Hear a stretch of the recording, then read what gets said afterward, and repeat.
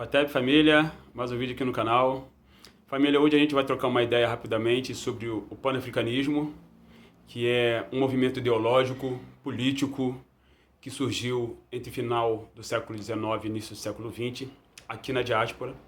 E é sempre bom a gente explicar, fazer uma contextualização rapidamente, né, para poder explicar por que o panafricanismo tem esse nome e por que ele surge na diáspora e não no continente africano.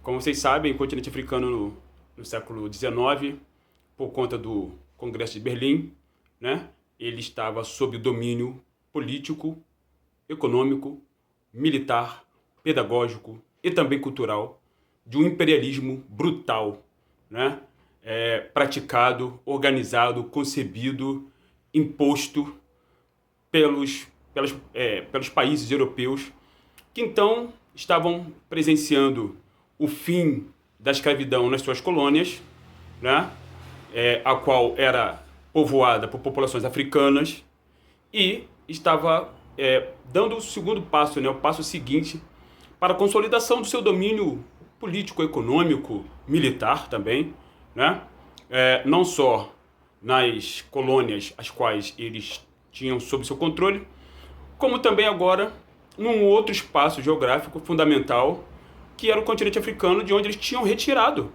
mão de obra escravizada para trabalhar para eles, né, durante 400 anos, e o continente africano viu grande parte da sua população ser removida, ser arrancada violentamente, brutalmente, do seu espaço geográfico, da sua terra natal, e agora estava vendo novamente a chegada dessas populações leucodérmicas, né, da Europa, de modo a agora assaltar as riquezas naturais do continente africano, a partir desse domínio imperialista.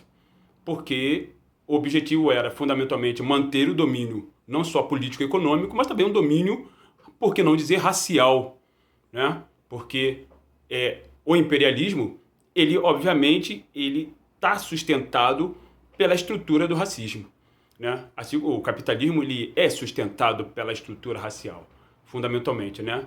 Então, no momento que surge o panafricanismo aqui nas Américas, o continente africano estava subjugado dessa forma.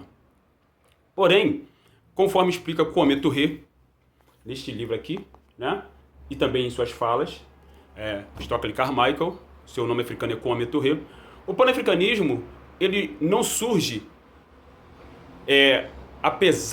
ele não surge por causa do imperialismo, mas apesar dele. Significa dizer que, dentro do pensamento do Kwame Ture, que o panafricanismo, de qualquer forma, ele surgiria. Até porque, lembremos que as populações africanas, elas fizeram diversas diásporas desde a sua antiguidade, né? Então, povoaram o planeta inteiro. Daí, pensando, né, dentro da lógica, dentro da linha de raciocínio de Kwame Ture, realmente o panafricanismo surgiria, né, ainda que não existisse o racismo, ainda que não existisse o capitalismo, ainda que não existisse o imperialismo. Porque essas populações africanas já estavam dispersas pelo globo, né, desde a antiguidade, né, desde a mais remota antiguidade. E a última e violenta, essa sim de forma violenta, diáspora, ela se deu somente a partir do século XV, né, e XVI da era cristã. Então, daí, realmente, Kwame Ture, brilhante pensador teórico panafricanista, né, além de militante, ativista, ele pensou dessa forma. E aí, o panafricanismo ele surge a partir de três pensadores fundamentais, né? Kwame Ture é um pouco mais recente, mas os três pensadores fundamentais que constroem, que concebem a ideia de panafricanismo Henry Sylvester Williams, que nasceu em Trinidad e Tobago, era um advogado. George Padmore, que também nasceu em Trinidad e Tobago e era um jornalista, né? E W.B. Du Bois, historiador, sociólogo, que nasceu nos Estados Unidos. Esses três, fundamentalmente, foram que deram as primeiras bases, né, dessa visão panafricanista. Por quê?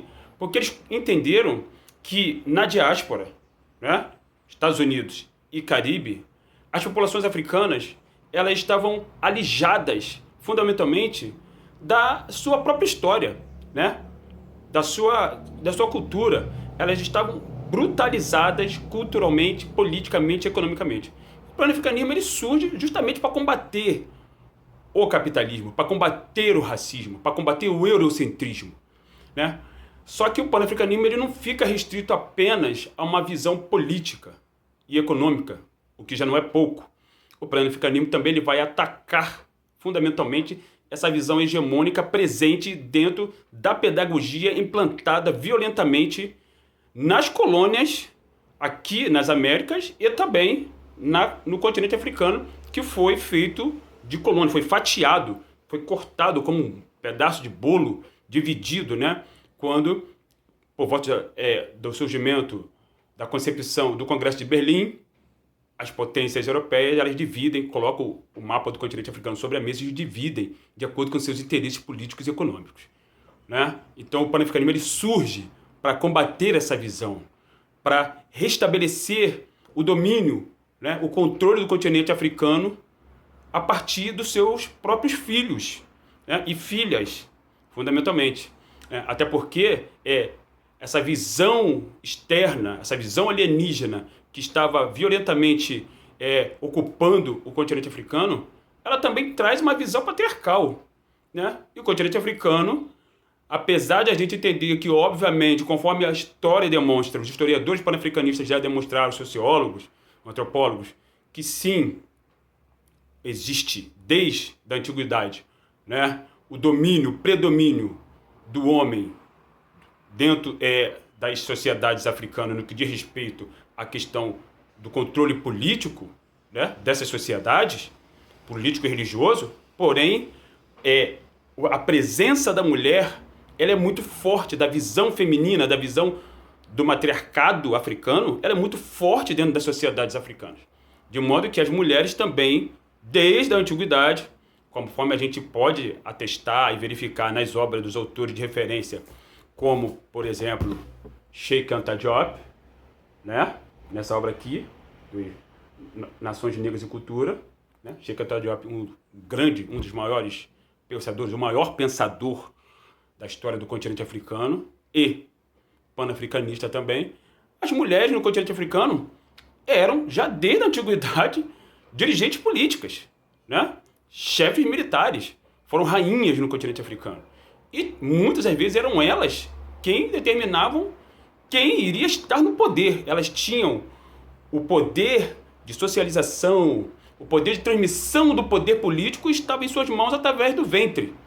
Então, o panafricanismo, ele traz todas essas perspectivas, né? Ele renova, ele observa e se volta para as próprias experiências das populações africanas no continente e também na diáspora, porque o panafricanismo ele é filho da diáspora.